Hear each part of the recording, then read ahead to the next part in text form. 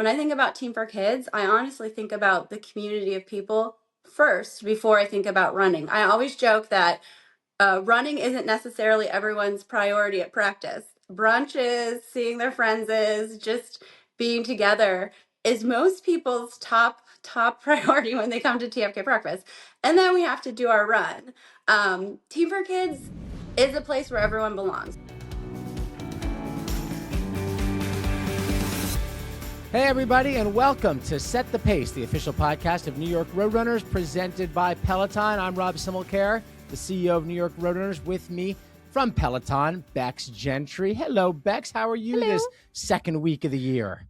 Oh, good. We made it through the first week with smiles and, joy, I think.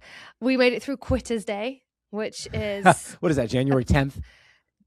9th or 10th, one of those 10th, two. Yeah. Have you quit any resolutions yet? Did you make anything to quit? I don't make resolutions. Yeah, okay. I'm staunchly against resolutions that make me change too much. I don't think it's good for us to wake up.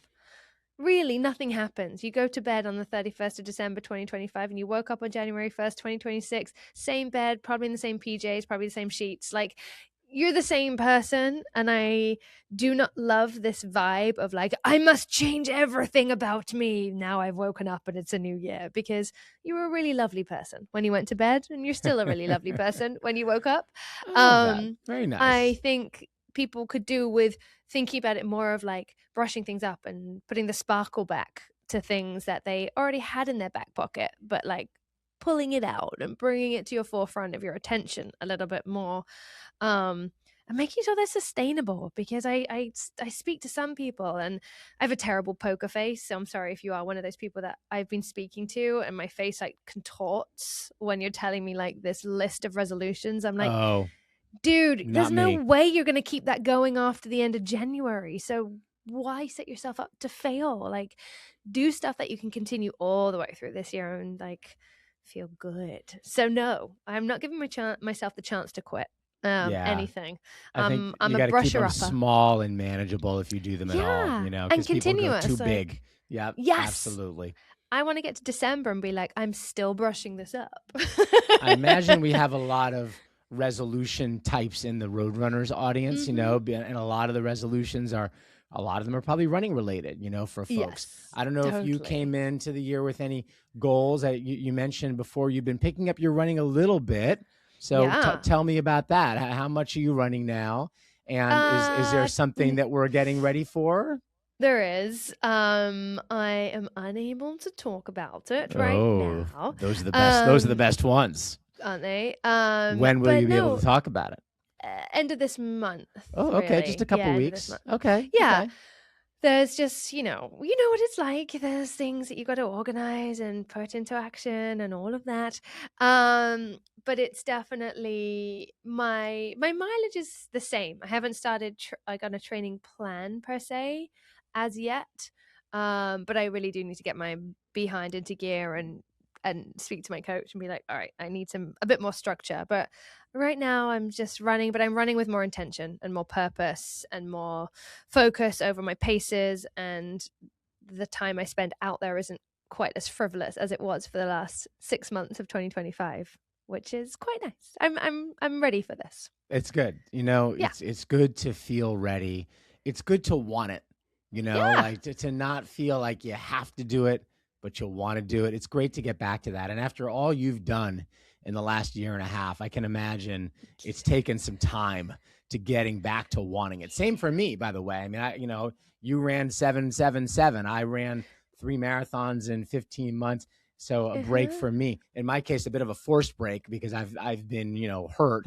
My knee's been, not great the last couple of months. So I've kind of had to shut it down, transition to some other exercises, being forced to take some rest. My doctor, Dr. Jordan Metzel from HSS, he's actually going to be on the show in a couple of weeks. So we'll talk about what it means to be shut down by your doctor, as he's done for me for a little while. But you know what? It's good, because at some point that restlessness builds up, and I'll get back to wanting it at some point. Yeah, well, that's it.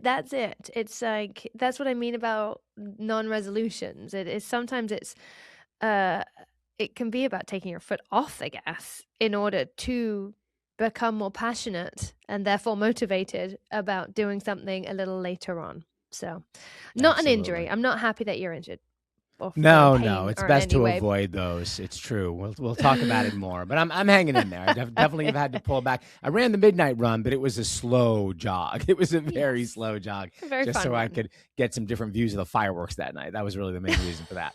Okay. Well, we had plenty of people show up, Bex, this past Saturday, more than 5,000 on a pretty mild day. We've had a nice thaw in New York last week or two. Snow is gone. Goodness. Yes, no more snow. Needed that to happen. The Joe Kleinerman 10K was a pretty nice day. Of course, this is a race that celebrates the life and legacy of founding member of New York Roadrunners, an employee, an advocate, volunteer, Joe Kleinerman. So a great day in Central Park. The winners, it was Isame Al-Jazule, 30-36 on the men's side for United Mexican Runners of New York.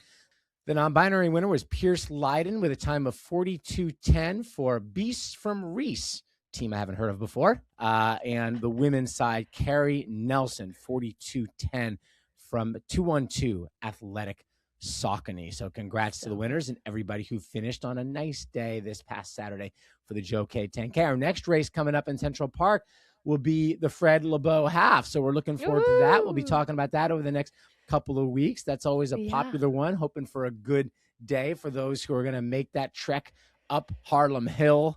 What is it, 3 times, I think, for that race? I think so. Oh, man, those people, they have my enduring admiration, the folks who run the Fred. I've never done it. I'd like to do it one of these years, but haven't made it yet. So that'll be next up on our schedule.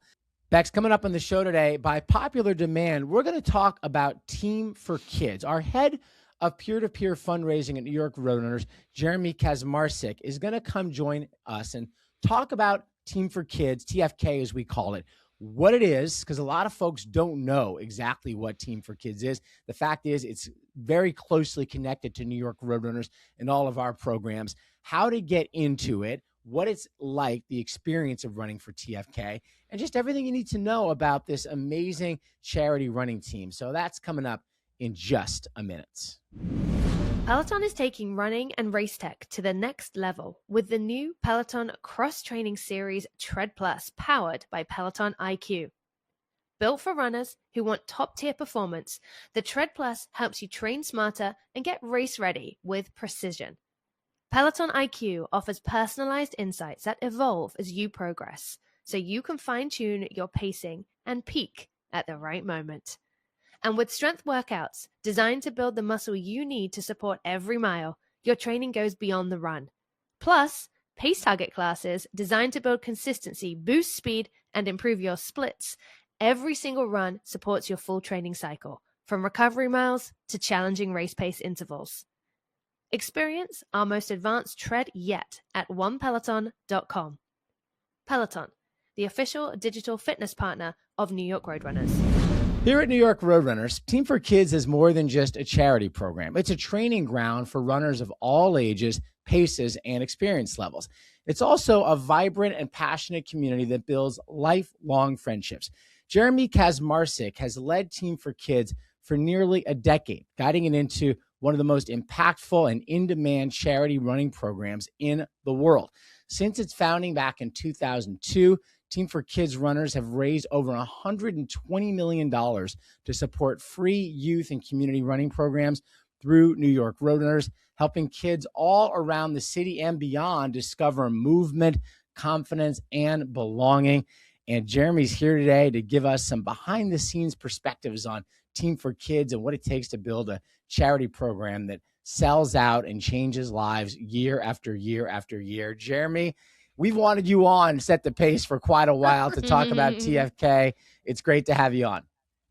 Thank you. Thank you. No, I'm going to do a quick shout out to my super fan, more so your super fan, Jeff Contero, loyal listener of the pod, but thrilled and excited to be here. Yes, I remember Jeff. Absolutely. We love Jeff. Thanks for listening, Jeff. Leave a review so we know you're listening today. Yes, please. Absolutely. So, Jeremie, it's funny how many people out there don't know exactly what Team for Kids is. They see the bright, we call them green I call them yellow jerseys that you're wearing right there. They know the brand, but they don't always know what it's connected to or what it's raising money for. So simple question, what is Team for Kids? So Team for Kids is a program of New York Roadrunners. We are a group of adult runners who fundraise in exchange for our entries into big deal races like the Abbott World Marathon Majors and the 5-borough race series.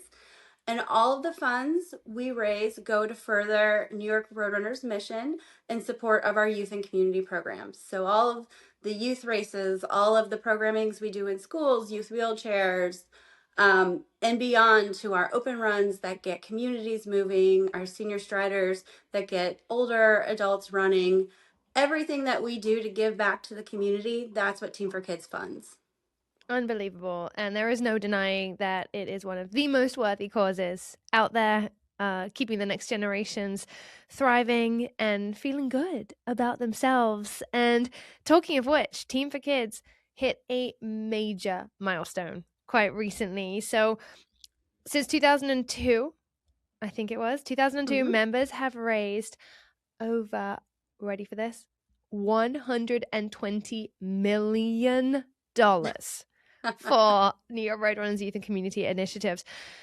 Jeremie, as a member of Team for Kids, what does reaching this huge milestone mean to you?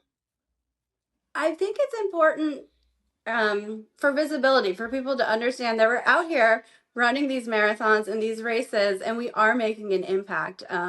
We've been doing it for a long time, but I think that number being so big has gotten a lot of attention for us, and people are like, whoa, this isn't just a group of people going on their runs, training together.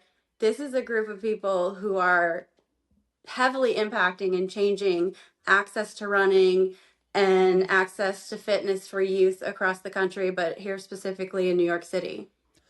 Yeah, Jeremie. And I think of Team for Kids as like, there's a couple different sides to it. There's the impact that it's making, which I want to talk about first. And then there's the community aspect of it and like what it means for people to be a part of it. We'll get to that second. But starting with the impact side, I mean, you mentioned some of the programs. Our youth programs out of the gate is really where I'd like to focus. People, a lot of the runners who run our races regularly, they see those youth races. They see the kids running, whether it's in Times Square during the United Airlines NYC half, or maybe on the boardwalk there in Coney Island next to the RBC Brooklyn half. So you see them, but maybe you don't realize how big they are, how impactful they are, how many of them they are. And by the way, how free they are, because those races are all free, which is a big part of what Team for Kids raises money for. Exactly. And I think, the youth races are probably the most visible, but maybe not the biggest thing we do. I think for me, it's really Rising New York Roadrunners in the schools and community centers that have the most lasting impact and the biggest touch of the kids. I think when I think about running, I think about all the things that it's done for me. I think about how it helps me manage stress. It helps me stay fit, how it helps me make new friends when I've moved to new cities. And just giving kids those tools that are just so much more than physical fitness, which is also extremely important. But those coping tools, those mental health tools, those social skills is enormous. One of the things I always go back to is years ago at a TFK breakfast, we had a site leader from, I think, Arizona come and speak to our group. And that his school had a very high population of unhoused children. And one of the things that he shared with us was that the kids back then used to get incentives for their miles. So they run so many miles and they earn a keychain and they earn a shirt and they earn something. And one of the children was so proud to earn the keychain. The keychain meant so much to this child that they glued it onto their school pass. And it's just a keychain. We think it's a keychain, but to this kid, that was a sense of permanence and belonging. That keychain meant something. He had a place where he belonged that was stable, that wasn't changing, and he could go back to.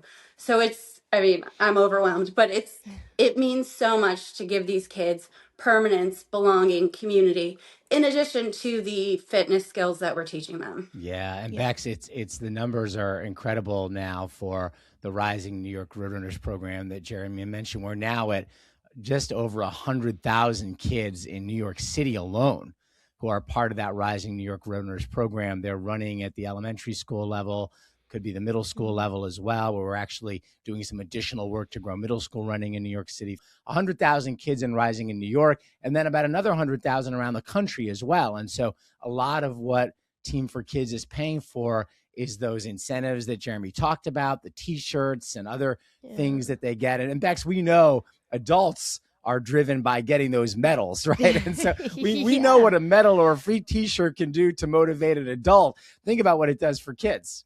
Yeah, absolutely. I can't even imagine. And I think one of the biggest things for me when I think about Team for Kids is knowing the struggles that kids go through. And for a lot of children, running with these programs is actually their only chance to play sports, which is heartbreaking to me as a mother, as a human, not just being a mother, like a human on a human level. And I just think, I'd love to know from you, like when you think about going to see these kids and that it's potentially their only chance to get out and run like a kid. We're told to do that. How does that make you feel on a day-to-day basis?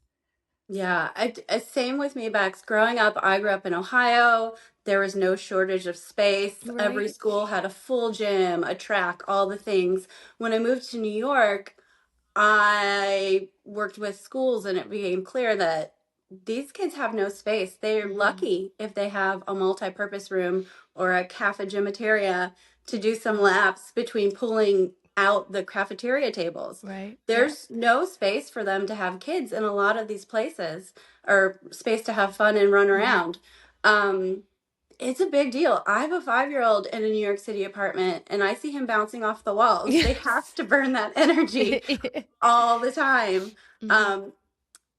So we have to create these outlets for them.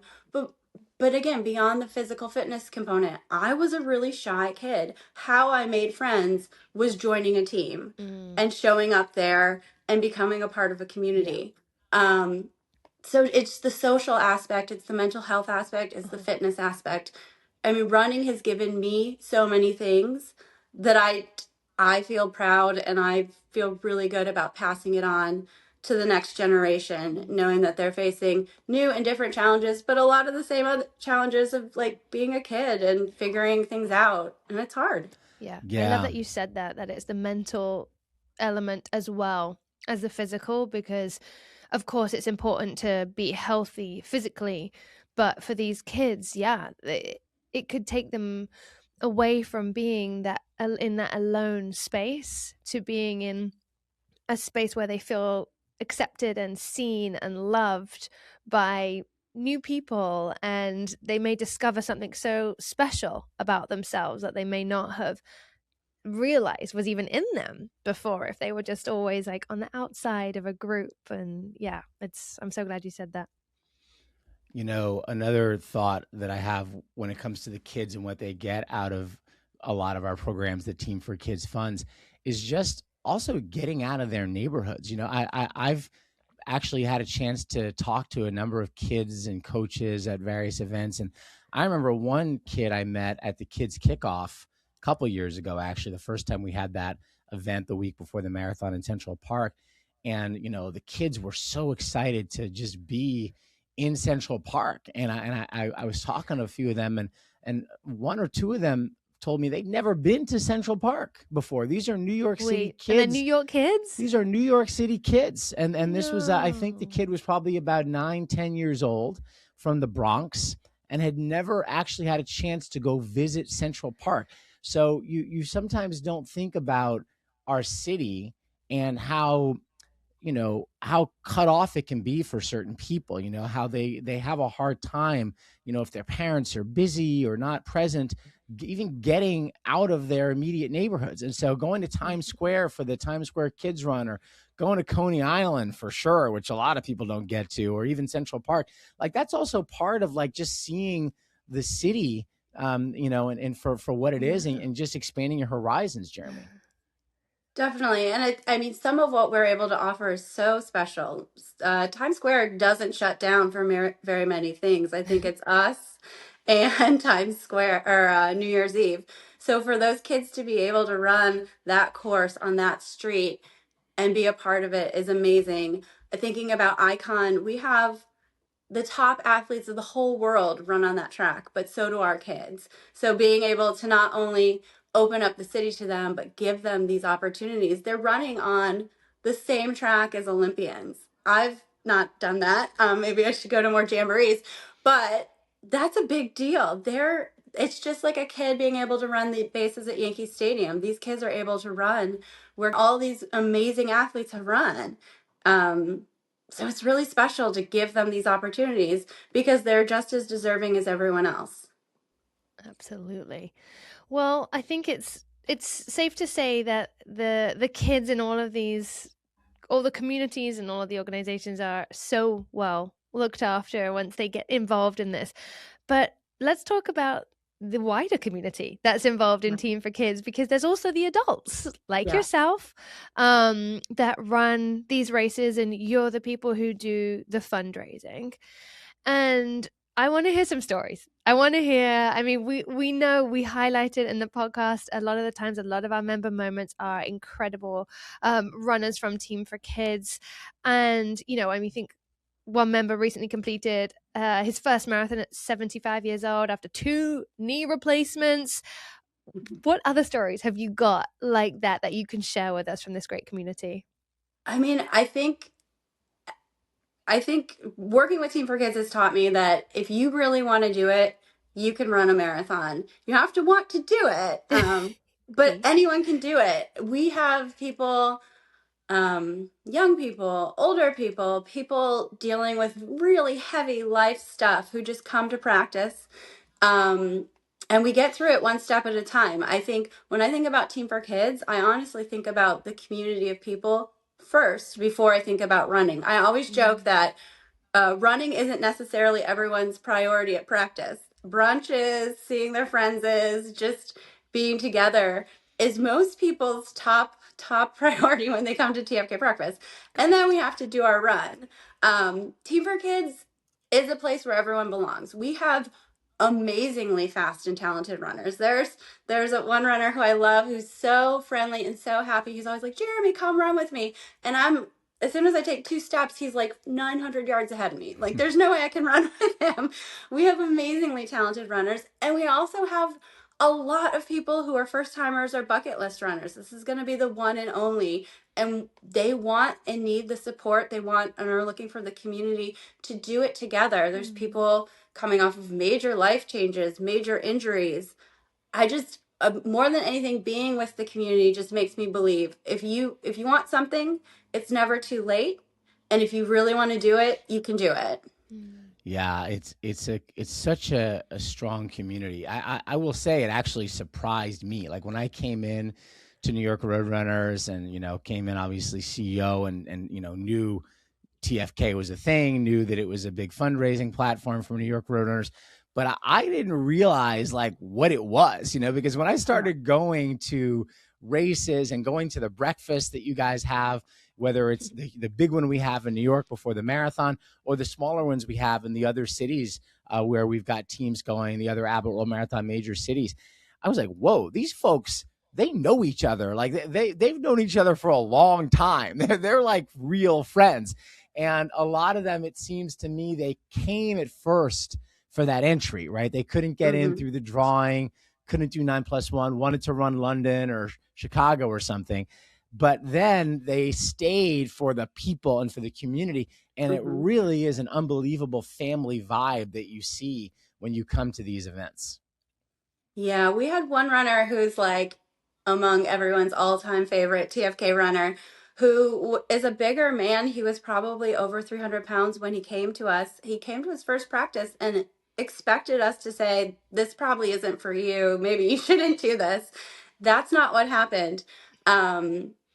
I mean, I always joke that like our runners will like fight to welcome new runners to practice.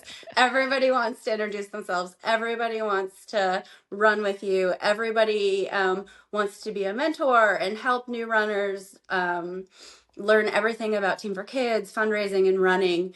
It's just such a warm and welcoming community. And when you think about running, so often it's about, my personal goals. I'm running this race. I want to hit this time. And we do. We're all working together to get to the finish line, to hit our PRs, to collect our stars.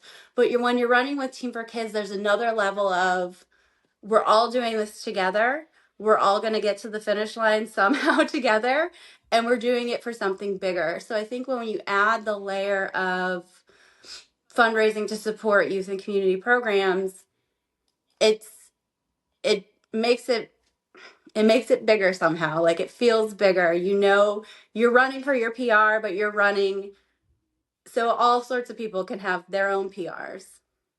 And I think kind of what you're saying is that's what keeps all of these thousands of people connected, even when you're not all in the same city, right?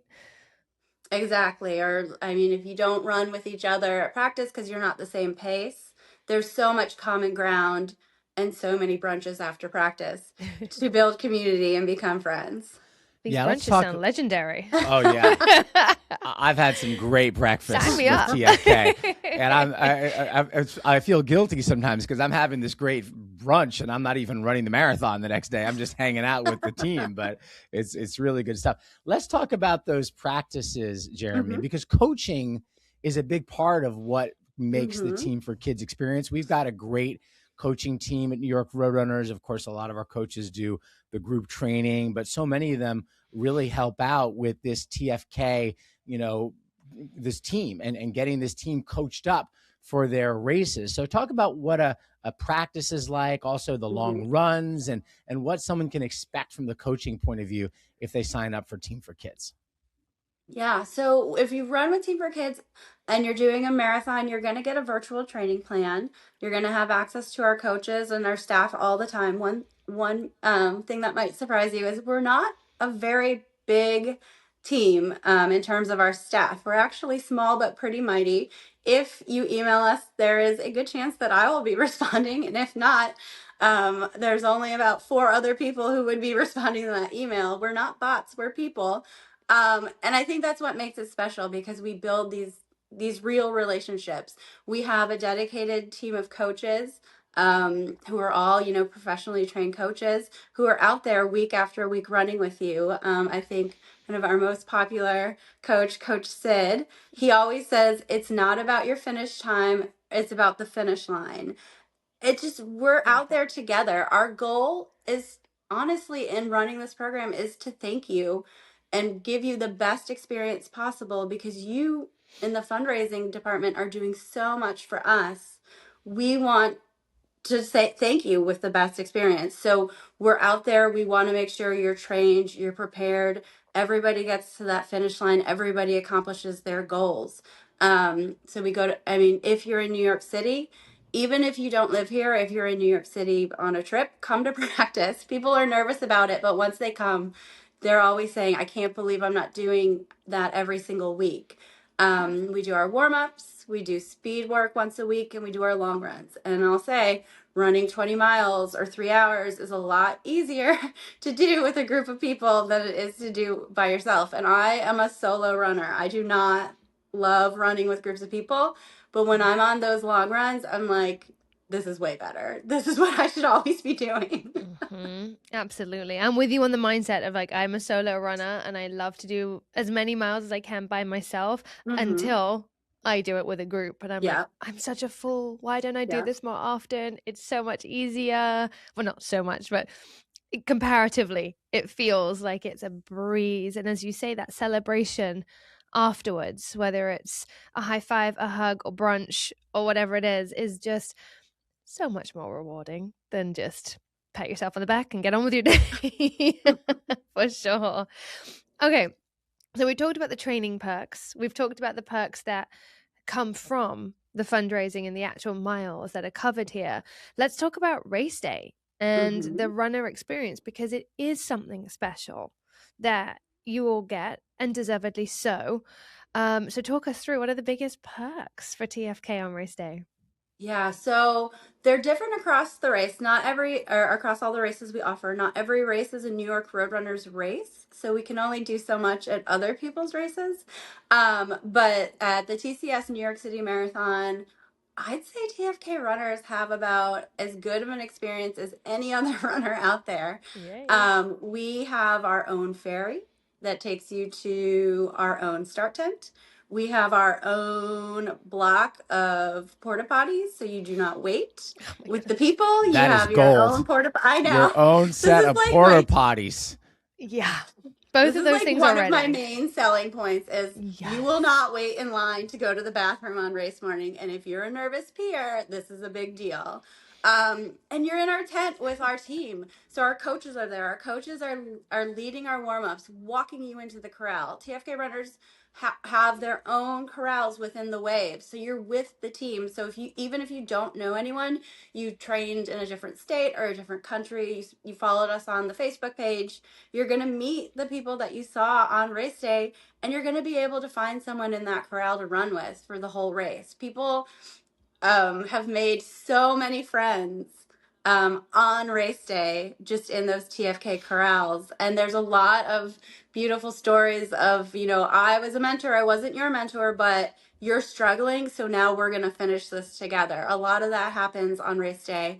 And then when you finish, we have an early exit from Central Park. If the toilets didn't get you, this early exit from Central Park really should be the selling point. You don't have to do the full zombie death march. You get to turn off a little bit early and come straight to our tent. We have a bunch of volunteers waiting there with signs and ponchos to snatch you up, pull you out of the masses, and come over to our recovery tent so you can calm down, or you can sit down, have a snack, figure out how you're going to untie your shoes, get your life together a little bit before you hobble home. That is incredible. And for those of you who don't know what Jeremie is referring to as a death march, is Rob's like, guys, be quiet. It's not a death march. Yes, it's a long walk off. It's a long walk off. You got a long way to exit the park, which involves a little uphill, and then you got to exit the park, and then you've got that walk down, and it's just very quiet. And I think that's the juxtaposition people talk about, is you've come from 26.2 miles of absolute noise and passion and motivation and love, and then you do that mile walk back down to Columbus Circle, and it's so quiet, it's scary. So that's all we're talking about. It's definitely a perk. It's definitely a big perk for Team for Kids runners to get out early. No doubt about it. That's why everybody should run for Team for Kids if they can. Exactly. Oh my gosh. Oh, everything you've mentioned. I'm like, wow. It's not spoiled though. It's, I think a lot of your runners may feel spoiled, but for the goodness that they are spreading in the world, it's truthfully wonderful. There's no such thing as being spoiled running 26.2 miles, right? No matter what you got at the start or the finish, you did the hard part no matter what, and that's running the race. So shout out to everybody who gets it done. Jeremie, let's talk a little bit about the fundraising side, what the commitment is that people are signing up for when they do Team for Kids. And, for a lot of folks, fundraising is intimidating. A lot of people have never had to do it before. You're asking friends and family for money for you to go run, right? I think for a lot of folks that can be awkward. Talk about that commitment and about how you've seen people and a lot of repeat runners get more and more comfortable with fundraising as they've gotten more experience. Yes, I will say I am someone who doesn't like to ask people for money, and I've fundraised a few times for us, and every time I've found that it's easier and less scary than I think it's going to be. You don't know what you're going to do, how you're going to do it, but it happens. I think all of our races have different price points. So if it's a 5-borough race, that's going to be a cheaper race. I think for the marathon, TCS New York City Marathon, there's different levels. The base 4, level 5, is 4,000. Sorry, 3,000. 4,000, 5,000, 10,000. And it's just a different price point for the different races based on how much we're able to do for you at the races, and a lot of times with the other races, what the charity program requirements are. We're not in charge of all the races, so we have to follow the other races rules for those entries that we get. I'll say with fundraising, the first ask is always the hardest. It's always the hardest and scariest, but as soon as you rip off the Band-Aid, it gets easier. You find your cadence, you find what you're going to say. My recommendation is to really just tee yourself up with a softball for that first ask. Someone who's definitely going to say yes to you. Keep the training wheels on with easy asks as long as you're still getting comfortable. But then once you get used to it, it gets a lot easier. The first one's always the hardest. And we always stress, find your why. Why Team for Kids? What about Team for Kids resonates with you? Why is this the charity you chose? What does this mean to you? We have runners who have struggled with their weight in the past, and that's their why. We have runners who work in hospitals, and preventative health care is really important to them. We have a lot of people who are parents and teachers, and that's their why. So yes, you're raising money for Team for Kids, but the fundraising part really is about asking your friends and family to support you and doing this big thing that you're trying to do. I always say too, ask people in person. It's so much harder to say no in person than it is to ignore a text or an email. If it's someone that you know that's in your network that loves and cares about you, that's a really hard no to your face. So pro tip, ask in person, because it's really hard to say no when you're right there. Follow up, be persistent. A lot of times people, like, if you ask the first time and they don't donate the first time, it's not because they don't want to. They just got busy. So follow up and ask. The worst they can say is no, not right now, can't do it. And then you move on. But yeah, it's hard and it can be intimidating to get going. But once you get into it, you'll find your flow, you'll find your story, you'll know what you're going to say, how you're going to ask. It gets a lot more comfortable.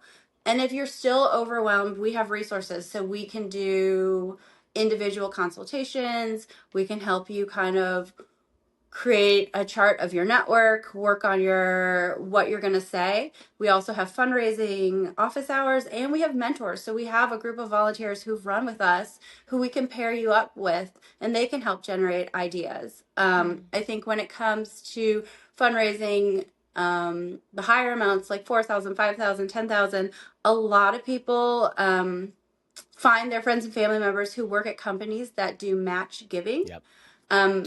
If you have a friend or family member who works at a place like that, it's like gold, because it basically just doubles all the donations you get through them. So there are systems in place that we can help you navigate and direct you to, that can help with the fundraising. So part of Team for Kids experience is fundraising support, because we're asking you to do kind of a lot and something big for us. So we're going to do everything we can to help you get there.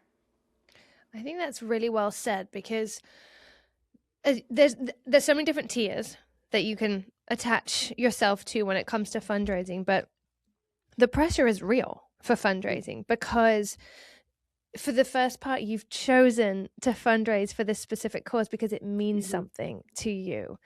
And then I think a lot of people don't do maybe races, or they don't do fundraising because of the pressure, and they get a little bit like, oh, well, what's going to happen if I don't hit my fundraising mark? Can you just talk a little bit about that from your experience of either if people have come to you because they're intimidated, or if you've had people who haven't hit their fundraising mark and how they've dealt with that?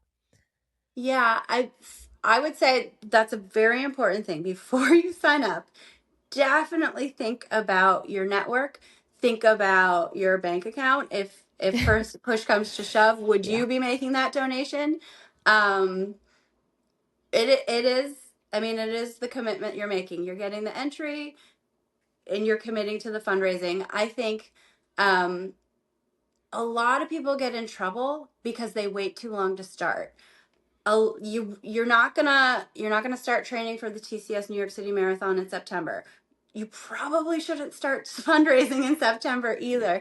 You have a lot more time to try new things, ask more people, get plans in place if you start right away. I think a lot of runners get in trouble when they procrastinate, and it might be because they're nervous about it. They don't know where to start, and we're here to help you with all of that. We can put a plan in place. We can help you identify your network. We can help you identify your why. But people who end up making the donation on their own behalf are a lot of times people who really haven't started before September, haven't really thought about it, and then all of a sudden it's October, and that's the fundraising deadline. So I think it is a serious decision for me. I was really nervous when I started fundraising running, so I started with a lower commitment. I wasn't sure how to do it. So I found a race where the commitment was $500. That was something that I was comfortable with, the network in my head getting close to. I was comfortable with the assumptions I was making of what I would have to cover, and just put my toe in the water. We have races, the fundraising commitment is $100. So if that sounds better than, $4, $5, $10,000 for you, maybe that's where you start and see how it goes and work your way up. Because the more you fundraise, the easier it gets, the more used to it. Just like the more miles you run, the easier it gets. Yeah, what I have found, and I've fundraised for TFK now for a couple of races myself since I've been here, and I had done it before for Fred's team back in the day, is when you take your community along with you for your journey of training, and you start just showing them pictures from that training run, or sharing with them, how you're feeling or what your long run's gotten up to, things like that. Like they kind of feel like they're going along with you for the marathon, and they kind of feel invested that way. And that makes them want to support it, and then they get those updates and they start looking forward to race day, and they're like, oh, they're waking up. You want your donors to wake up on the morning of the race, wherever they are, and be thinking about you and your race, right? And like, oh, how is Jeremie doing? How is Rob doing? Maybe tracking you and seeing how it's going, because they really want to see you succeed and achieve your goal. So I think that's the way to think of it, is just creating a little community that is, is kind of around you and your run. And I think that's the best case scenario. So great advice, Jeremie. A little newslettery blog situation. Yeah, exactly. It's like you're running a little media business, It's really good.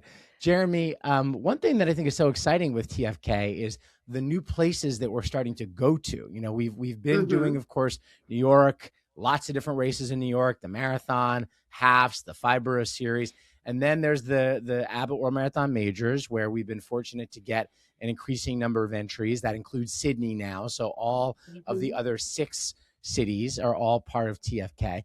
But you just came back this weekend from Walt Disney World, where we had our first ever Team for Kids team down there at all the Disney races, from the 5K all the way up to the marathon. How was that? It was magical. Of course. It was being a part of Team for Kids is being a part of such a specific community. But being in Disney is another very specific community. And it was so fun to see them mix and match. The people that I've known for years here in New York and know them in a very specific, I'm running the majors, I'm collecting these stars ways, to see them dressed up as Goofy to do a race was just so much fun. There was a lot of glitter and costumes, and it was a lot more about the experience than the run. And I think that's a really great fit for a lot of people in our community. They're here for the community and the experience. This is a very low pressure, high fun race. I did the 5K. It was awesome. I was standing at that marathon finish line thinking, maybe I'll do Dopey next year. The Dopey challenge, by the way, which is running the 5K, 10K, half, and marathon all in the same weekend. Yeah. which back to New York back. Roadrunner's very own Randy Zuckerberg did. Yes, I believe. Yeah. that's And right. Alex. Did Alex Eagle do it too? I'm not sure. Yeah, Alex did it, Egan, yeah. our chief development officer, Yeah. Jeremie's boss. He's got rubber legs. That guy, he can run all day, every day. He just did incredible. 777 as well. Exactly. Yeah. Yes, I've had the pleasure of being at many finish lines that Alex and a lot of our TFK runners have crossed, but it was so much fun. It's fun to branch out. I was lucky enough to be in Sydney this year for that race. I was lucky enough to be in Tokyo to see a lot of our runners get their 6-star then.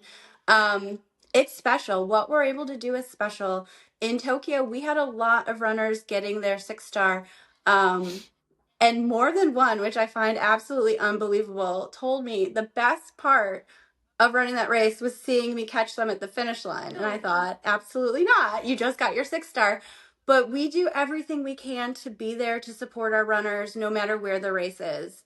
We run around. I carry things for you. I'm going to carry all of your stuff post-race. We're escorting you wherever we have access to go. And we're a community. You're not on your own when you're running with us. All right, so let's talk about how someone can actually join a TFK team at this point. We're talking in mid-January. What if someone's interested in running for Team for Kids? What are some opportunities that are currently open and available? Because we know how much demand there is, obviously, for the marathon, for lots of races. What are some openings right now? So right now we are currently signing up runners for the Brooklyn Half. So RBC Brooklyn Half, we're open for that on our website, runwithtfk.org. We have interest lists for all the 27 Abbott World Marathon majors. So you can email us at teamforkids@nyrr.org. We're starting our interest list. Those races won't open for registration until maybe October or November, so later this year. We will be opening for Queens, Bronx, and Staten Island, so the rest of the 5-borough series in the next couple of months. And as of yesterday, we have a 2027 Disney Marathon Weekend interest list. So again, you can reach out to us at our email, teamforkids@nyrr.org. It's literally me or 4 other people who will be responding to you, and we'll get you on the interest list. But right now, the only race that's first come, first serve registration is the Brooklyn Half. Which is an amazing race. So that's good for folks to know they can sign up right now to run Brooklyn with Team for Kids, Bex. Yeah, and exactly. I mean, that's also just a slight flex here on the fact that all the other races are pretty much full for this year. It's filled, it's successful in that respect, and you're looking ahead to 2027 of not just filling slots, but expanding the offerings for the kids, for the adults, for everyone. And Jeremie, with that in mind, like obviously it's very fortunate and very wonderful and a huge success to see these sold out slots and to see, full. But what else beyond that to you is successful for 2026 Team for Kids? Yeah, it's funny. When I started, this was not the case. I mean, we were hustling into August to fill marathon. So it's always surprising to me how popular running is right now and how strong the demand for races are. But for us, it's really happy runners. It's not that you met your fundraising and finished the race. It's that you had a good experience. You're coming back to the community and you're recommending us to other friends and family. We have so many people join us because their friend ran with us and said it's the only way to do this race. And we don't take that for granted. I am in the office on a daily basis trying and advocating for the best possible experience for Team for Kids runners because, again, New York Roadrunners doesn't have youth and community programs without Team for Kids runners. This fundraising is at the heart of our mission delivery. So it's so important for us that Team for Kids is royalty for us. They're a big deal, and I'm out there hustling to make sure you have the best experience possible. And Jeremie, let's just talk about the TCS New York City Marathon for a second. So we opened up Team for Kids signups for the 26 marathon. right during the window of the 25 marathon and filled up pretty quickly. I know we've got like an unreasonably long waiting list right now for the 26 marathon. So I think for most people listening now, probably not realistic to get in for 2026, right? Correct. Yes. But I mean, if you're interested, get on the wait list. I mean, I've seen amazing things happen on wait lists. So if you really want it, try it. But the chances are slim at this point. Yeah, but I think it's really important for someone who maybe would like a shot at running in 27 to think about running some other races, potentially signing up for a Brooklyn Half or Queens to get that experience, get to know what it's all about at a lower stakes kind of a level, get to know Team for Kids, get the team to know you a little bit, so that when the window opens for the 27 marathon this fall, you will be ready to go, knowing when it's opening, right? And be able to jump right on that. Definitely, especially if you're someone a little nervous about fundraising. For the Brooklyn Half, our fundraising is $750. For Queens, Bronx, and Staten Island, it's $100. So those are more manageable price points depending on how you're addressing it. And you'll get to know us. You'll get your fundraising spiel down. You'll build out your tools. This year for the 26th TCS New York City Marathon, we opened the Sunday before race day. So with the kids kickoff, the Sunday before the marathon, that's when we opened. Not 100% certain because anything can happen, but it would likely be the same time frame. Yes. Historically, we've opened on race day. This year we opened a little bit early. I mean, we were full in like 2 weeks.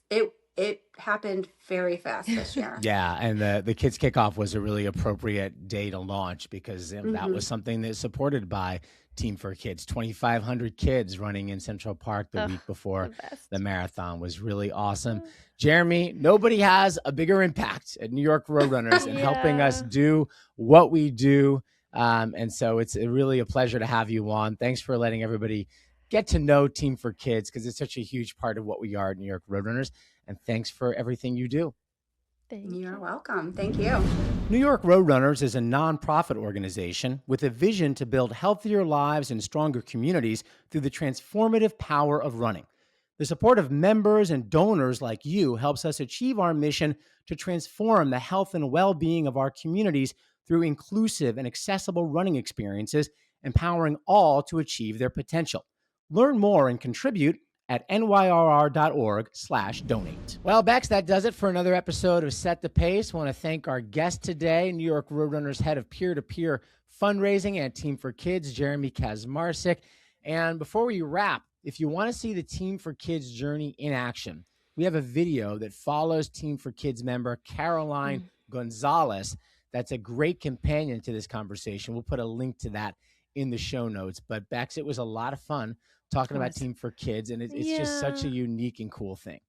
It's amazing. And every time I see one of those yellow, green, whichever color we want to call it, Team for Kids t-shirts, I just have such a smile on my face. And now, thanks to this conversation with Jeremie, I feel like I know in depth a lot more about what goes on to make TFK so successful, not just for the runners, but for all of those kids out there in New York and beyond. Absolutely. Bex, if folks like the episode, they can go ahead, leave a rating, subscribe, leave us a comment so we can hear from you. Thanks for joining us. Enjoy the miles this week. We'll see you next week.